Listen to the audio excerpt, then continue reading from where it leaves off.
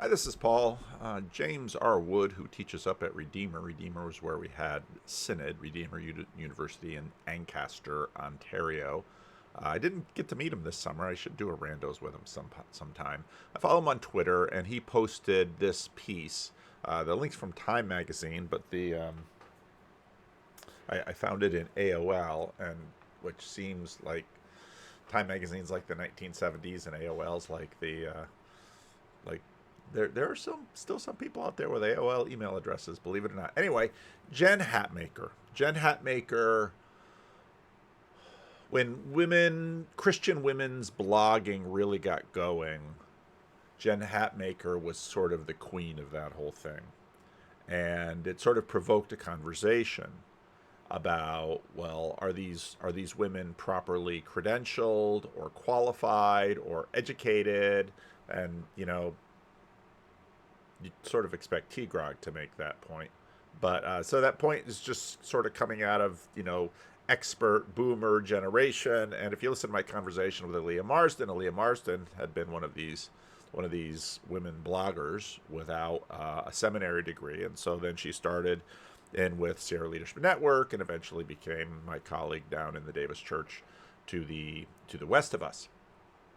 So James R. Wood says her influence on friends in Austin was significant. Now, James R. Wood, he was a church planter, sort of a Redeemer Press, PCA church, probably in Austin. I don't know. Again, I have to get his randos to get the details. And so the first impression I had of this was, yeah, one way to avoid going to church is to become a pastor. And I often, when I tell people to go to church, I often think it's not entirely fair of me to say that because when I go to church, I'm the pastor and I like me. And so, I know I can be a jerk sometimes, but generally speaking, I'm in pretty good alignment with Pastor Paul at Living Stones in terms of a whole range of ideas and thinking and behaviors. So, what's not to like about going to my own church? And going to somebody else's church, well, that's different. And so you tend to see what often happens is that, well, going to church is for certain levels of Christian, but once you become kind of an elite Christian, well, then you can stop going to church. I thought that's what this was about. But of course, I'm a digger, so I dug up the article. And the article was actually quite a bit more meaningful, I'll say it that way, because again, she was a big name. It talked about when she was in January 2020. She made this post. Cut off the picture. Now I know why. Made this post about this was just sort of the typical exvangelical griping. I've outgrown my narrow, constrictive, evangelical upbringing. Um, Lil Jen and Lil Brandon at my junior formal in college. I'm perfectly brown because of the tanning bed. I wish to heaven it was still in vogue. We had all recently gotten our Rachel haircuts circa 1995. So getting all of those layers into my twist took a real act of God. This was the suit Brandon wore to church every Sunday because we went to church that required suits every single Sunday. We were good Oklahoma Baptists. And this is so funny because the couple that I spoke about, they're Oklahoma Baptists. That's exactly how they grew up. And they'll listen to this. And those of you who are at Estuary probably know who I'm talking about. I won't out you here. Should probably have them on the channel. They're just so darn cute. They're so delightful. I so loved listening. I sat next to them at this Cubs game, and I knew I wasn't going to see much baseball, which was absolutely fine. And this husband and wife, and sat next to them, and I would tell me your story. How did you get here? What's all this about? And oh, you don't want to hear that. Have you watched my channel? What do you mean I don't want to hear that? I do want to hear that. That's why I'm here at Midwestuary, to hear your story. So told me their story, and it's not exactly like this story, but it was a good story. I didn't know about eyebrows yet, so thank you for your understanding. I weighed probably 135 pounds and thought I was chunky because I was a real dumbass. I'd wear the backless dress to the grocery store now if I could get it zipped. We were young and beautiful and clueless. I wish I could go back and tell those two young things to get ready as soon as possible, to do the work and leave behind the legalism and arbitrary rules. And again, if you've listened to, you'd have to listen to a lot of it. I should probably clip it out of there. My conversation with Marcus and Dan Klein, that economist conversation that we have, because Marcus sort of tagged me on this. Arbitrary means random, but an arbiter is not a random person. An arbiter is a judge. But that word arbitrary is so important for arbitrary rules and guilt and shame. I wish I could tell them that 99 out of 100 things they were arguing about back then will matter 0%. And they should just drop it all and stop being stubborn and difficult. Just for fun, I'd like to tell them they're going to have 5 kids. Just to see the shock on their faces. Brandon was going to have 2 kids and not an ounce more. I wish I could convince them to listen to their... Yeah, not so much patriarchy, huh? I wish I could convince them to listen to their doubts and stop being afraid of disappointing the Christian establishment. That stole a lot of years. I wish I could tell them it all worked out and they would build a beautiful life and their children would delight them and this love lasts, and also they would never fit into those outfits again, so they should take a few more pictures. I love it. Hang out, young married dears. Keep going.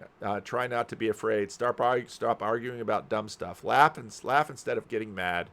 You don't have to be right. Let most of it go.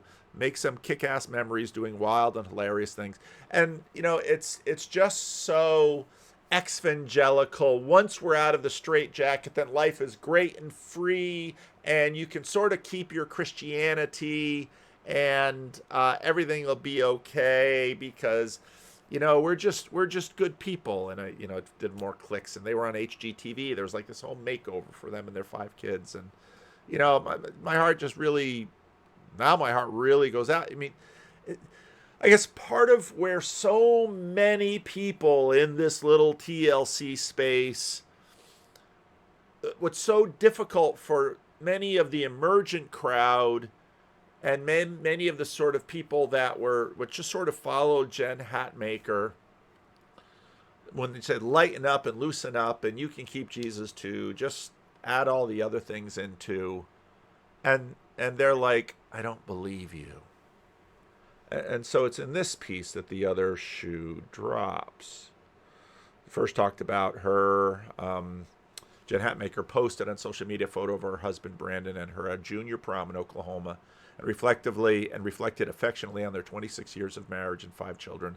On the couple in the photo, she writes, relatable, wise, funny, reassuring. It was sort of classic Hatmaker post that has propelled her to popularity among a cohort of women, many evangelical adjacent or ex-evangelicals who are at midlife taking stock of the delta between their youthful hopes and their current reality and resolving the muddle despite the challenges and disappointments.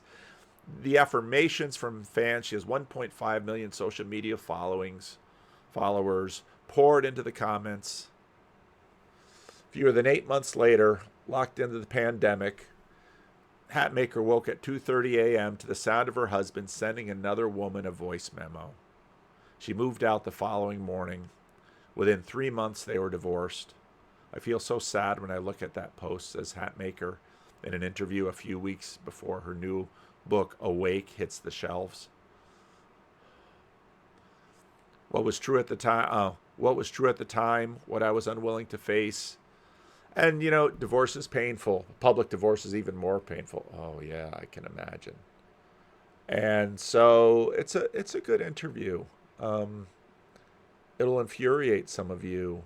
And so, in many ways, she sort of she went at industrial Christianity and the subculture. But what I keep trying to explain to some of my friends who are even older than I am that don't understand what's going on in the Christian Reformed Church is so many of the people in this little corner, in this space, are on the other side of all of this. They didn't understand that the the Jen Hatmaker who could get the life she always wanted just by loosening up the corset on the, you know, Oklahoma Baptist patriarchy, and then suddenly been able to breathe easier, and that's all it takes.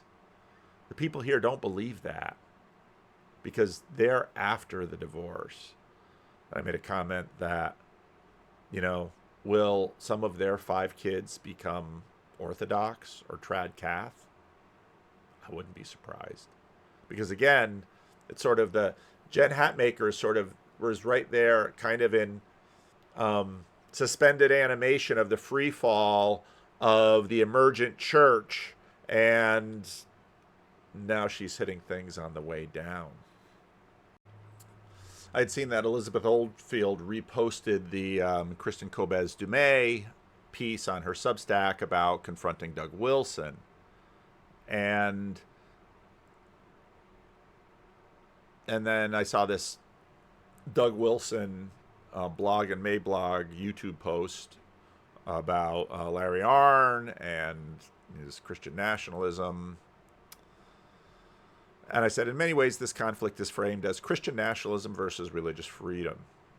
But you can pretty easily look at the transformations that have happened in the nation in the last 75 years and notice differences. And it goes like this.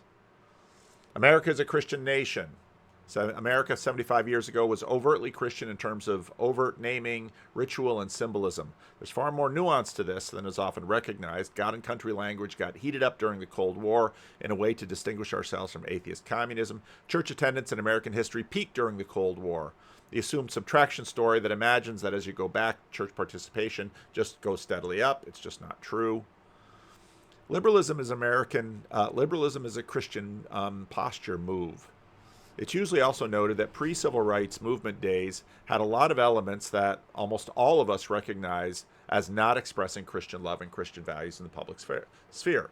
Jim Crow, double standards between men and women, overt public racism in ways that almost everyone today, across the political divide, can agree is unchristian. Wilson gets a lot of mileage playing an interesting game of being both less and more nuanced than the low-resolution liberation move. Liberationists use low-resolution judgment to attack low-resolution Christian national people, and Wilson simply does it back. Was everyone who owned a slave not a Christian by virtue of the fact that they owned slaves? Was everyone a Nazi, the devil in our story, because they owned a slave? Wilson highlights that the liberationist move has some subtle issues beneath the surface. Jesus' kingdom doesn't really come until Martin Luther King Jr. and the end of civil rights and women in workplace and for many abortion on demand and same-sex marriage. People won't say it out loud, but it seems to be the way people act and the way churches seem to communicate. This then sets up a dynamic where you ask a Christian who says, I'm against Christian nationalism, whether America should be a Christian nation. And that sort of, they don't quite know how to answer that question. They usually do, but if you would push them, you'd say, well, isn't your motivation, isn't the kind of influence you want to use in the political sphere because you see this as a Christian ethic and you want to see the government act it out? Isn't that why you're against ICE or whatever it is that Trump is doing or any of these kind of things? This is your own form of Christian nationalism. You just sort of have it under a secular cloak. They fall for it nearly every time, like Charlie Brown falls for Lucy in the football. They're very quickly seen as saying America's the most Christian when it doesn't say Jesus' name, but suggests that Jesus did tell us not to cause hurt feelings for certain political protected classes, while feeling religiously triumphalist by hurting the people and defeating conservatives who are retrograde troglodytes. Even though we lean towards universalism, we imagine that people who voted for Donald Trump will have longer to spend in their afterlife re-education camps than those who voted for the right people. Back in my days of Calvin College, Christian Perspective on Learning, and Christ and Culture, the CRC elites promoted something like covert transformation. Subtly move the nations towards what we saw as a more Christ-like ethic, while never saying you're doing it for Jesus, or letting people know that their Jesus alignment is Christian. Of course, Tom Holland sort of pulls the top off that. Back in these days, this was seen as being pro-life Democrat, doing good local work, etc. As political polarization increased, churches were increasingly recruited to be political operatives. That seems to have gone away. Same-sex marriage, of course, was a tremendous wedge issue, because why shouldn't gays be monogamous like heteros, especially via birth control? Heteros are now having safe, child-free sex just like the gays. But then our churches, and who are, but then what are churches, and who then is the public Jesus to the world? Wilson, with his media savvy of shocking people by saying slavery wasn't that bad, or one vote per household, please, can run a game that wins in the short run, but nobody really expects it to go very far. The group that is really threatened by Wilson are many of us who need to really get our low-resolution pitch together. And I followed up in another email. What we are watching is a division in the embodied application of Christianity and its representation or presentation. For Christian Gomez Dumay and the main line, being a Christian means a particular vision of Christian society that doesn't need the label Christian.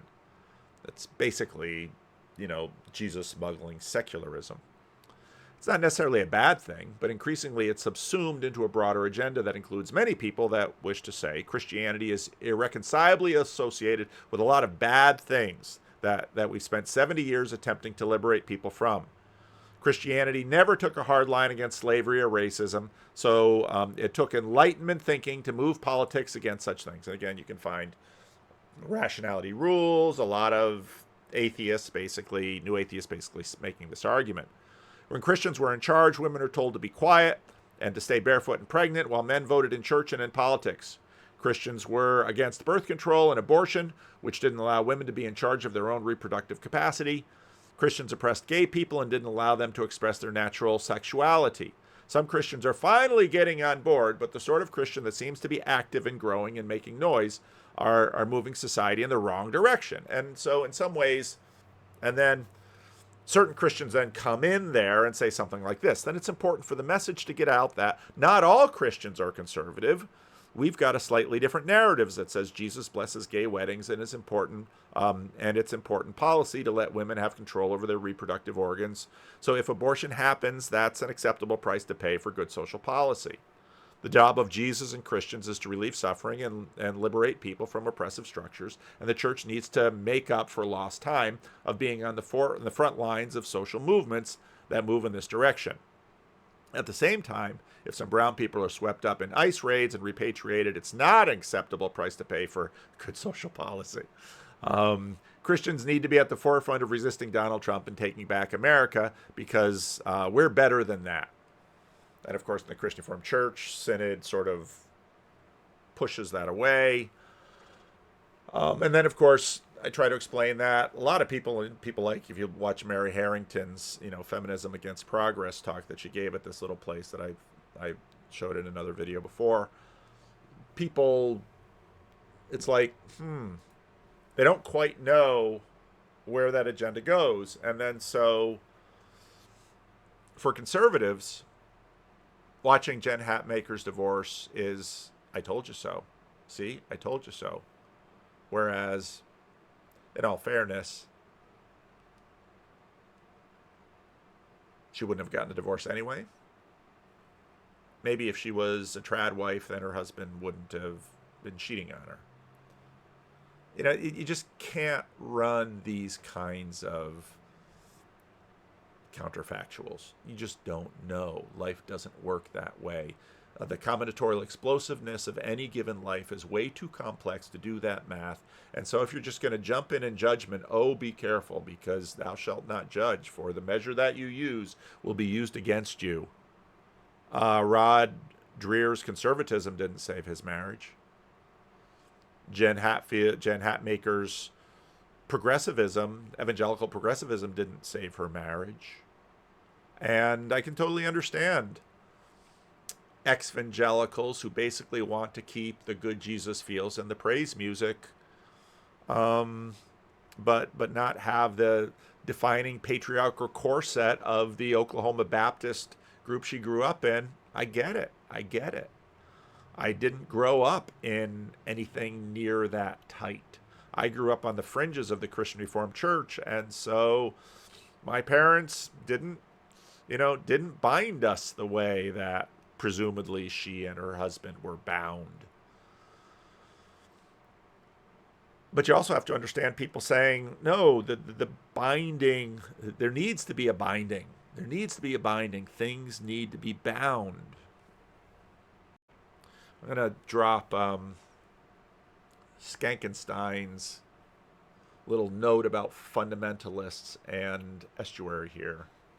Let me let me offer something up that's sort of like a bid that could kind of redirect us back to the conference where we started talking about. And I was chatting with a Foxman an hour or so before we went live, and he was telling me about his experiences running his IRL estuary. And one of the things he mentions, there's this one guy who is I guess we probably describe him as much more like a fundamentalist Baptist. And that almost seems like, in some sense, like well, like when he said that, I'm like, I'm pretty sure that's the guy we built Estuary to escape from. And he was talking about this like slow process where this guy very, very gradually started to come around to like what his estuary is about, the kind of conversations they're trying to have, and kind of modeling how to listen to, kind of modeling a certain kind of openness. So in a sense, you could say that, Foxman's work, as he's related to me, is kind of de-radicalizing or de-fundamentaling this guy a little bit, a little bit. I'm going to play a clip from my conversation with Paul Antenleitner that will come out pretty soon. Has a lot to do with this. Let's see. I will release this. Shoot, it's Wednesday. I got to get the Friday thing together. So yeah, I'm just gonna send a note to the members to sign up for Friday Estuary conversation. But there's a lot going on with people, and when I read Jen Hatmaker's stuff, it's sad. It's just sad. I feel for her. I feel for her kids. I feel for her husband. I just feel for the brokenness of the world. And I feel the same way for Rod Dreher. Divorce is a sad thing, even when it's necessary sometimes or justified.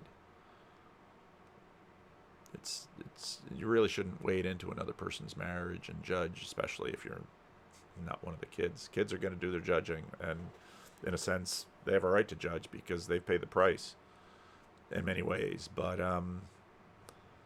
those judgments live. Divorce is something that with the marriage crisis series, I really want to do some videos on that and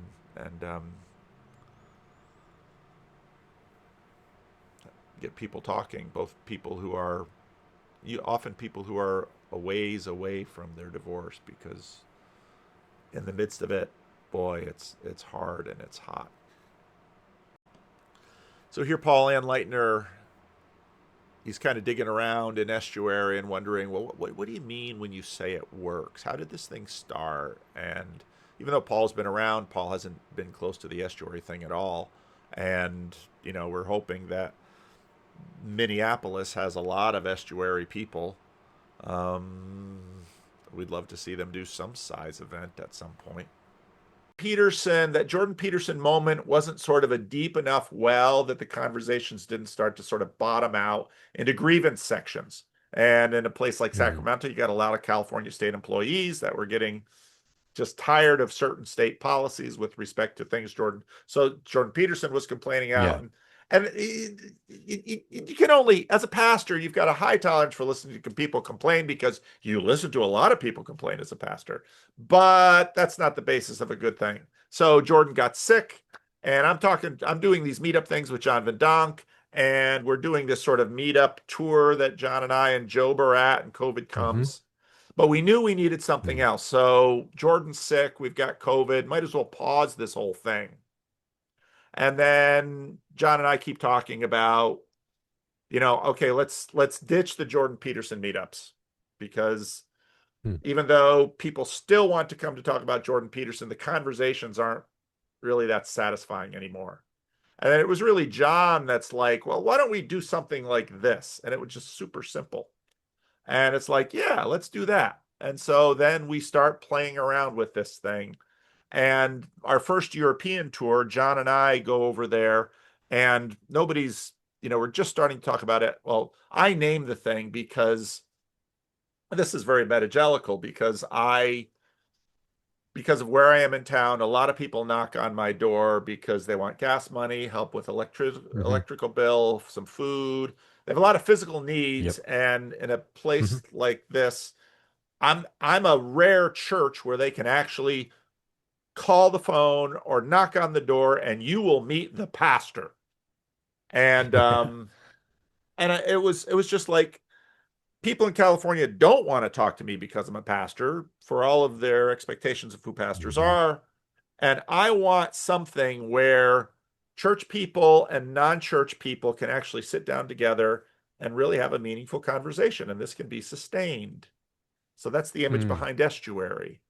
And this little protocol helps that happen. And so Vendank and I go to Europe, and night after night, we go to places. People have basically come because they've seen me on YouTube, but we get 5, Hmm. 10, 15, 20 people in a room who don't know each other at all. The only thing they have in common is they've watched me on YouTube a little bit, and we do this protocol. And doggone it, we're having some amazing conversations.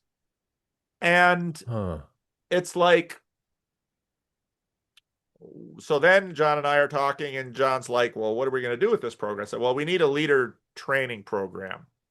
And so Huh. John did that. So he did ElseNet, where you can go on a Zoom meeting, and all you do is you just do this dumb little protocol. Anybody can memorize this thing almost instantly. It's super short and simple, but you just practice it on the Zoom. And once you've practiced it on the Zoom and you've talked about, then you can sort of start doing it in other places.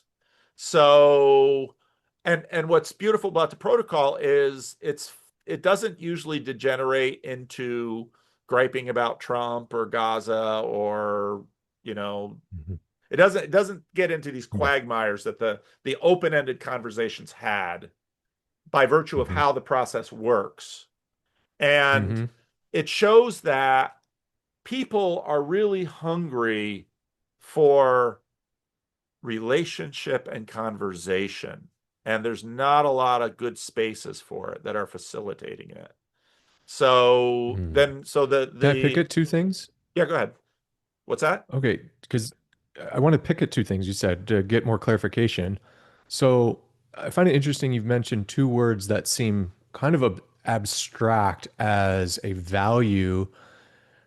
When I asked you the question, did you have a set of values and then you built the protocol around it, or was it more you were doing stuff and it emerged? But you mentioned two things that stood out to you as I think interesting. You said you juxtaposed certain conversations as kind of devolving into that sort of stuff that it wasn't what you were looking for, right? Right. The kind of we're just going to repeat CNN or Fox News talking points, that sort of stuff. We're not going to do that.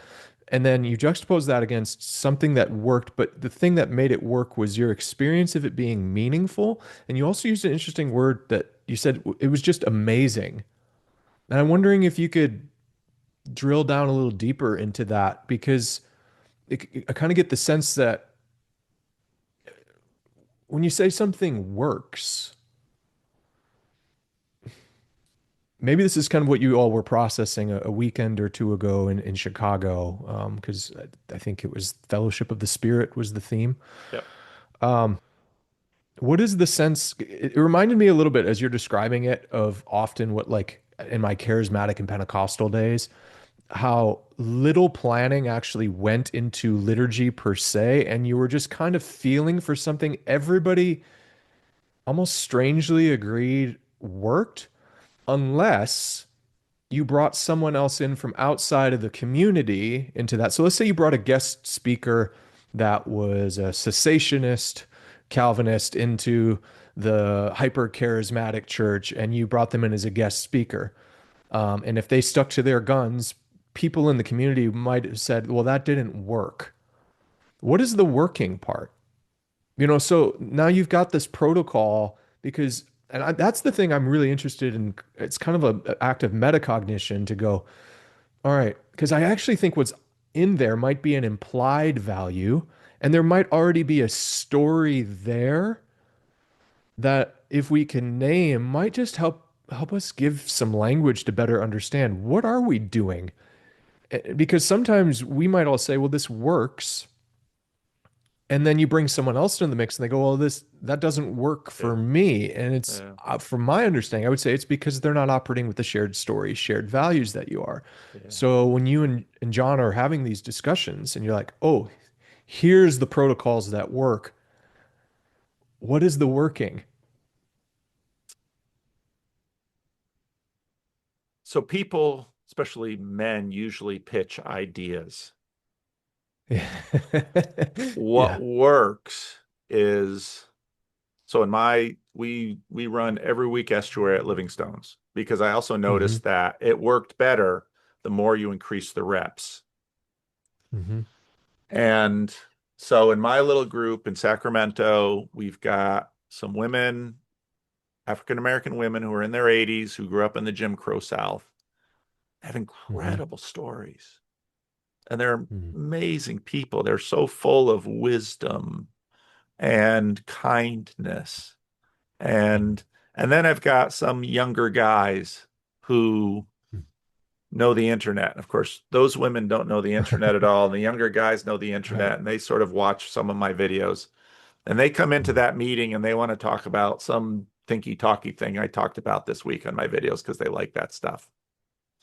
Hmm. But then when some of these other people begin to talk, I find these people from very different backgrounds becoming friends with people that, Hmm.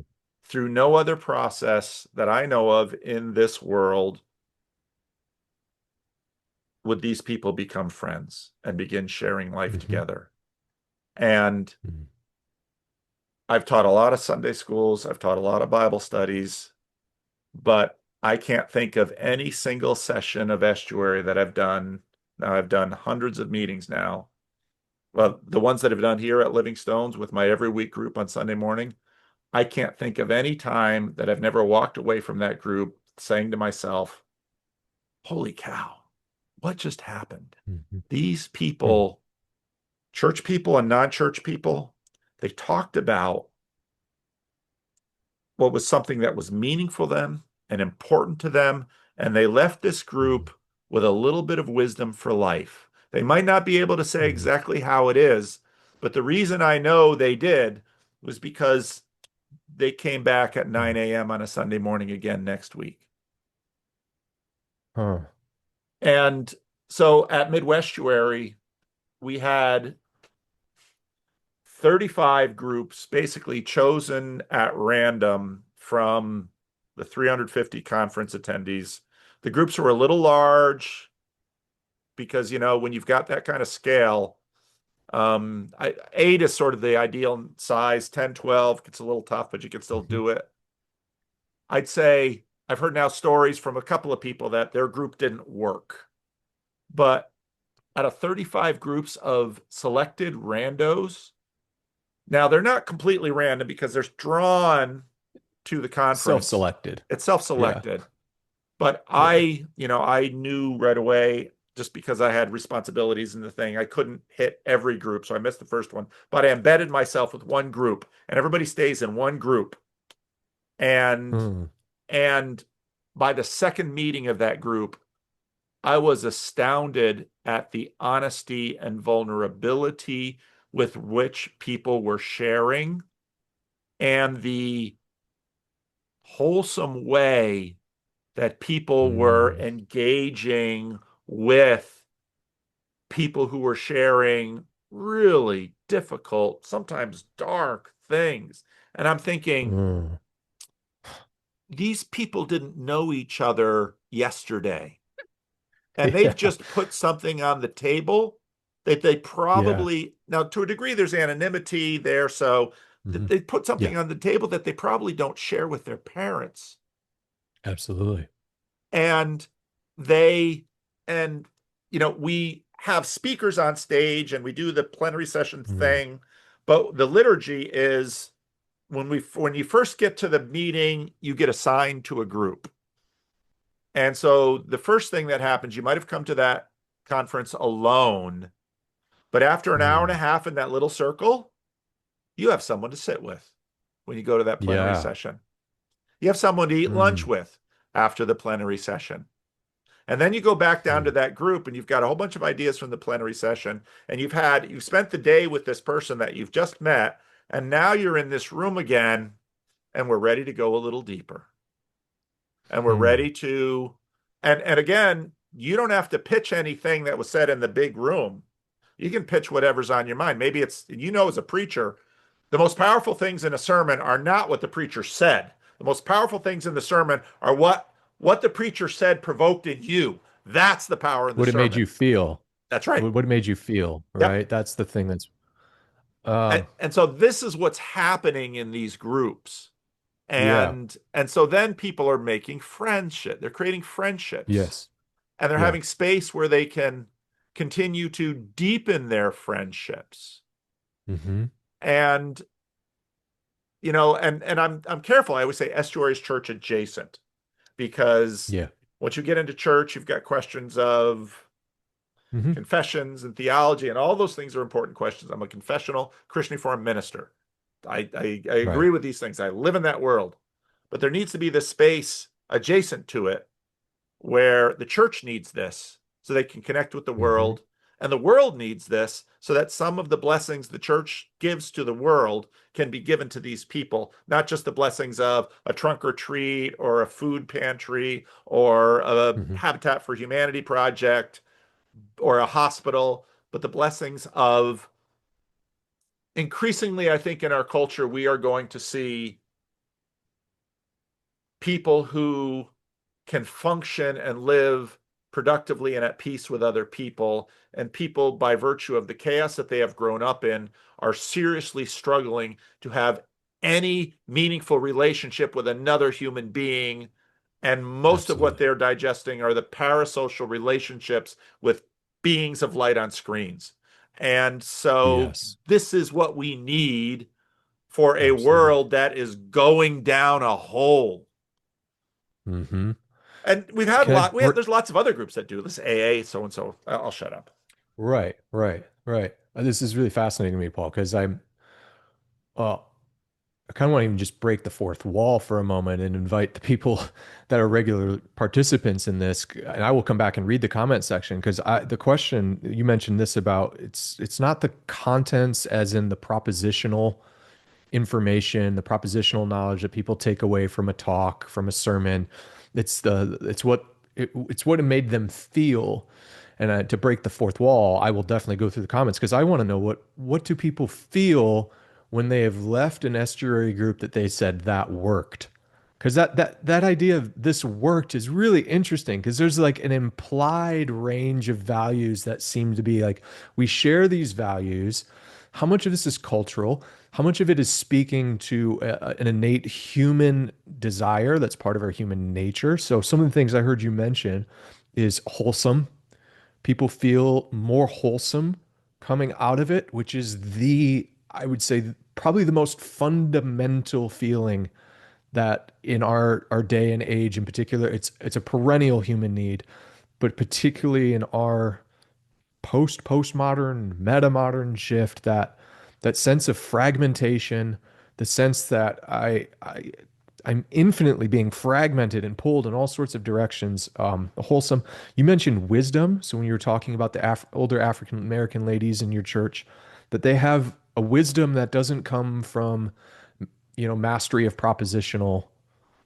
They have the procedural and the participatory from lived experience.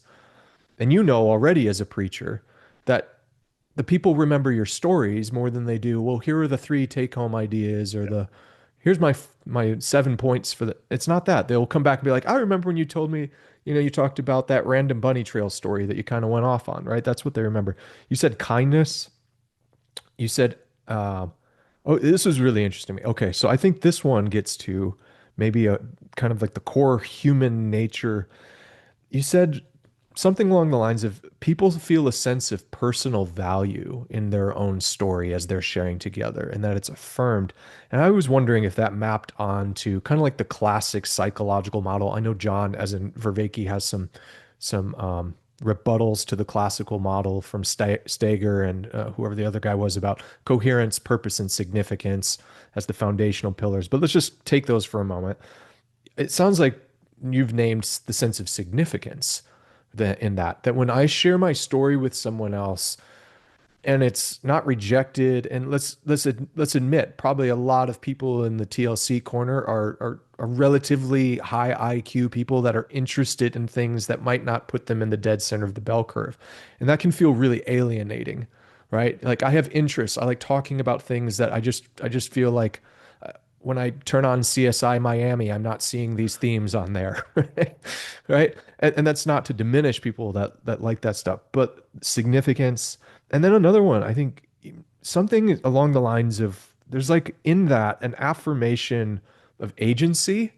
Like I have a significant role to play in a story that has meaning, and I am an actor in this story. Like I have something to bring to the story. And that seems like things to me that would be like, yeah, if you walked away with those feelings, that would be like that worked. I Yeah. wonder if you would, I mean, feel free to add any of those other things to it, but what then provides the guardrails? So, John Vervaeke talks about, like the Silk Road, the philosophical Silk Road, or maybe either he or others I've heard of use this terminology of like kind of like the hallway. We've got these different traditions and different rooms that come together, and then, you meet in the hallway. But the thing that's always stood out to me is like the hallway. This was the secular myth. The hallway isn't a story neutral space. So when we're getting together in the hallway, there are rules that govern our behavior. If we did like a Star Trek thought experiment and we invited Klingons from a Klingon room into the hallway, they're not going to value like the True. same. Let's duke it out here and kill each other, and that'll be a Right. signal of who's got the best And I'll take ideas. over your So what? room. Yeah, then I'll go take over your room. You could imagine ancient Spartans trying to step into an estuary group, and it just wouldn't work. So, do you have any sense when you reflect on these broad inputs and what's going on in the hallway? Do you have any sense of what is the story here Hmm. that allows this thing to work? Because I think it used to be when you think back when you're taking us through like post Civil War, there was kind of that mainline pluralism. Mhm. We've long had this sense since the founding fathers that you could either something akin to you have to either hold to like for lack of a better term like a Christian worldview, realizing there's numerous Christian worldviews, or you had to hold to something like natural law, right? So you could get a Neoplatonist together, you could get an Episcopalian together, and you could ask them, are there objective moral norms somewhere out there that our lives should live in adherence to? And they would say yes. But if you throw someone else, you throw like a hardcore Nietzschean, like a Nietzschean critique of ethics in there, social Darwinism in there, and it's just like, no, it's just about power, right? And ethics are decided by whoever has power. That can't be a shared story that creates for a functional, like moral framework. Yeah. So you couldn't have a hallway, like to name this more practically, like could you drop Andrew Tate into an estuary group and have the conversation work? So when Paul and I had this conversation, I had already listened to the Seaback's conversation of Belong Apocalypse, and no, I hadn't finished it. So actually, I wasn't terribly satisfied with the answer I gave Paul. And then when I heard where this conversation went, I thought, yeah, that's a much better answer. And I'm curious what you guys think about, look at what we're just talking about now, about essentially becoming a community that's actively trying to produce glitches in the matrix, sending out these shards and TikToks into the wider world that's drawing folks in. Like, how do you guys feel about your estuary groups, the estuary protocols ability to de-radicalize kids from Ooh. digital brain rot and other things. I think that I don't want to talk much, but the one thing I would say is I think the beauty of my experience, Estuary at the conference, but also Estuary generally, is for someone like that who it maybe comes with a very fundamentalist background of one, or fundamentalist mindset of one way or another, the personal, having someone, at least one person, but usually typically multiple people in your estuary that take things the deeply personal direction and model that openness is such like a needle. I mean, it can just penetrate like so quickly through a fundamentalism, because what do you like, even the hardest fundamentalist of one stripe or another is going to have a hard time not being moved by, a deep personal story that connects with whatever you may be talking about at that time, and an openness that's like touches a humanity that just brings people together, and shows like a vulnerability. So I think that's something that seems, in my limited experience of Estuary, like that is such a core feature of the tendency to the personal is always only offered as one, but it somehow always happens, Right. Well, Gray, I don't think what you're saying is that it's fostering this a sentimentality of such. It's more so seeing the dignity and humanity in a very intimate way, and Definitely. Allowing that to be brought forth and like kind of a self-emptying sense, like you're letting them come in and say their piece, and you're actually listening and attentive, and you're intentionally talking about these things. So I think it's that dignity piece, and it's that intentionality that you're bringing out there. Absolutely. In Christianized group, not I wouldn't say anything, detailed, but having folks we had a married couple who are strong Christians that had a beautiful story of the wife having been a longtime believer and the husband having just come to belief, and that's why they came to the conference together. And we had two gentlemen who had backgrounds in AA and stuff that had mixed relations with Christianity and everything in between. And just that would seem like it would be just rife for potentially a fist fight at some point, or somebody getting up so angry and running away. But instead it's like even with some initial tension, gets to a point where there's just beautiful stories being shared and so much, cohesion, maybe, and not like at the level of propositions, but cohesion, like a spiritual cohesion in the group that can potentially make that, like you said, Matt, that slight like rounding of the edges of the fundamentalism, So this is just coming to me. From my conversations that I had with Brendan Graham Dempsey last year, I think he sees what we're talking about being beyond actually the higher point of religion that we all already agreed, like that we have like this. It's actually in a sense like higher than this, and like how we participate in our lives, like something has to be higher, and I'm just thinking that the meta modernity is actually finding that this thing that we think is actually supposed to be higher than our worship, which is something like Vervaeke's pluralism and all that kind of thing. But I think that something that this is showing is that we actually have to find the correct place, like underneath that, and know how to get there. And it seems like that place hasn't really existed in our stack of relational ontology very well. And we've always thought, because of the kind of the feels of it, that it's supposed to be higher than like our religious participation. And I don't know, that's just kind of how that, and as far as like thinking going forward, Matt, with that seems to be like the agreed upon thing, is that actually we leave here to go to something higher, and it may not actually be as relational or as personal but it's something higher, like, when we go to church. I don't know.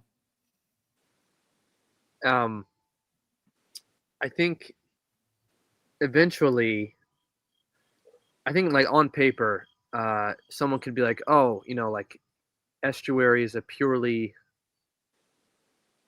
like open inquiry space, and like it is, but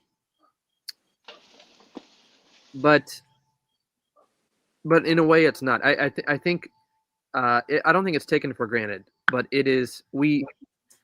What we describe as Estuary, or this little corner, has inherited a degree, and the reason it exists is because it's grounded and guarded by a certain degree of orthodoxy, and I mean like Chesterton's orthodoxy, not like Eastern Orthodoxy. And there's this vision, and I'm going to keep beating this drum. There's this vision, or this metaphor that Chesterton gives of like the boundaries of Christianity through the ages.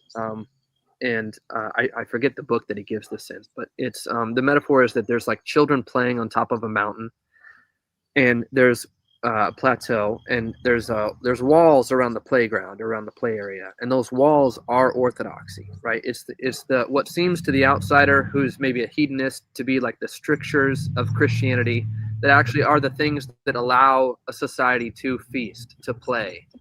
And I think if we're being honest, the reason why something like TLC and Estuary is so successful is that those walls are there to one degree or another, and they're very minimal. They're very like lowest common denominator, but they are there to one degree or another. And I don't mean like in like a propositional way or a purely like physical way. Like it's very, there's something like emergent. There's something spiritually emergent about it. And I mean like what seems to be like the spirit of Christ, the spirit of the Logos. But well, Nick, it's like we've reached, before Christendom, we had the Christians meeting in secret in the catacombs, right? And we came to this end of this strange thing that formed the Western world, and then broader the secular world, that Christendom was this unreal thing, and then it just died. It went out in a whimper. That's or really a bang, good.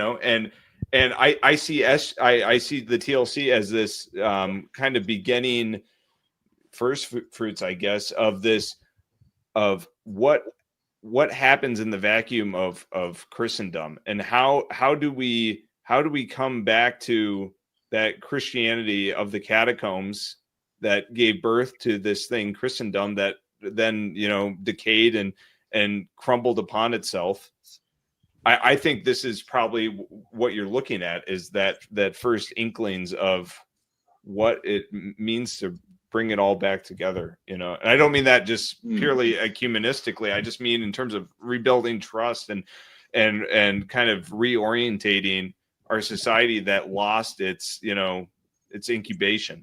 And that's why it's so important that the organizing figure of this thing, protecting the seed of a mere small orthodoxy, is a Christian Reformed pastor who's been in the trenches for the last 40 years and stops videos to care for the homeless people outside of his office. And multi-generational. Yes.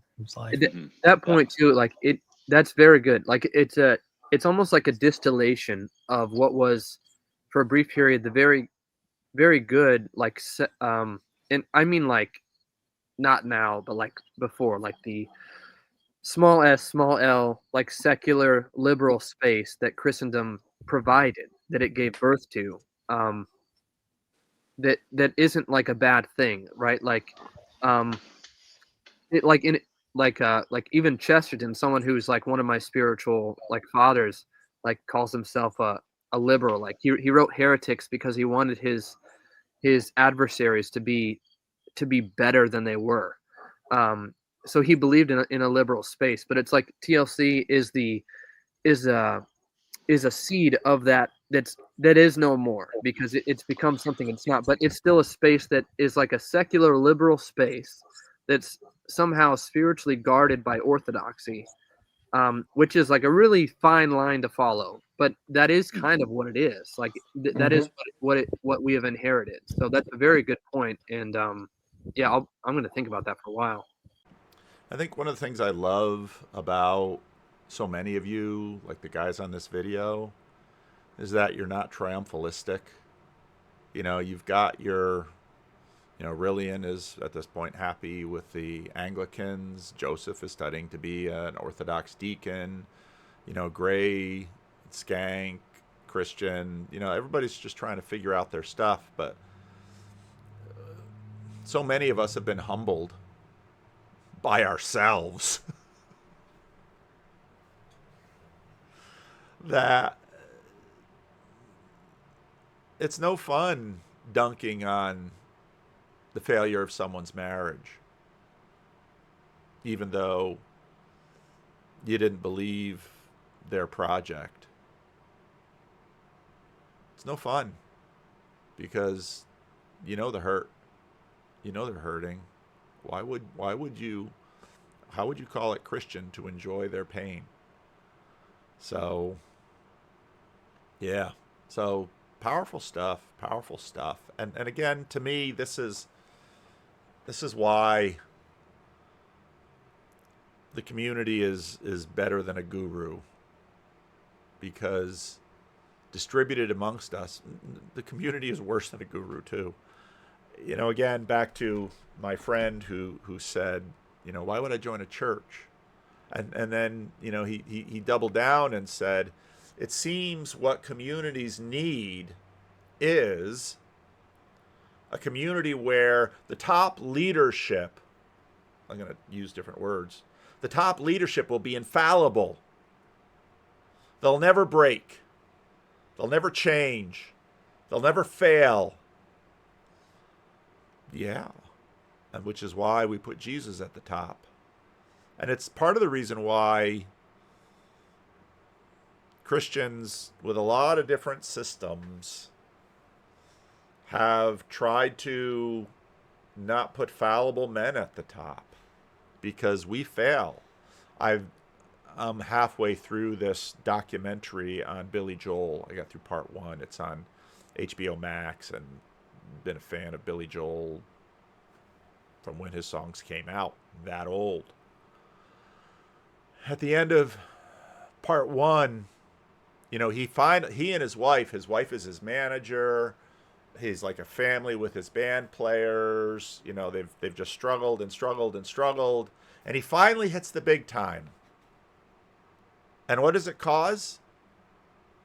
The end of his marriage. And it's a complicated marriage to begin with, because his wife used to be the wife of a previous band buddy, and he was living with the two of them when they had the kid, and Billy Joel falls in love with his best friend's wife, and she falls in love with him. I mean, it's just a crazy story. But life is full of crazy stories. And, you know, these two, they make it through, and they climb to the top, and the marriage can't hold.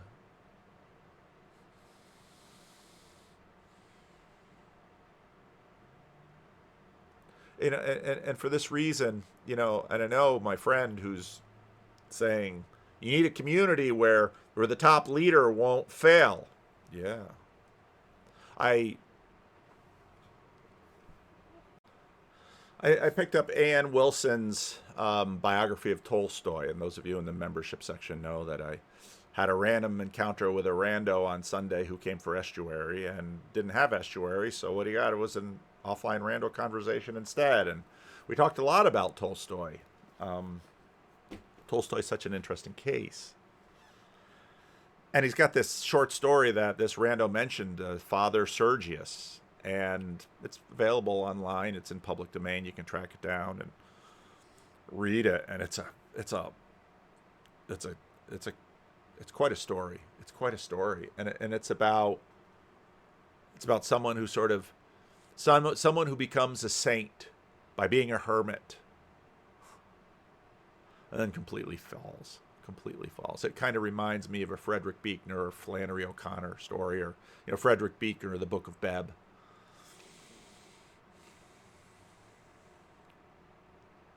Hebrews 11. We're looking for a land. We're not quite finding here. But, you know, it's pretty good. It's pretty good. It's pretty good to travel together. It's pretty good to travel together.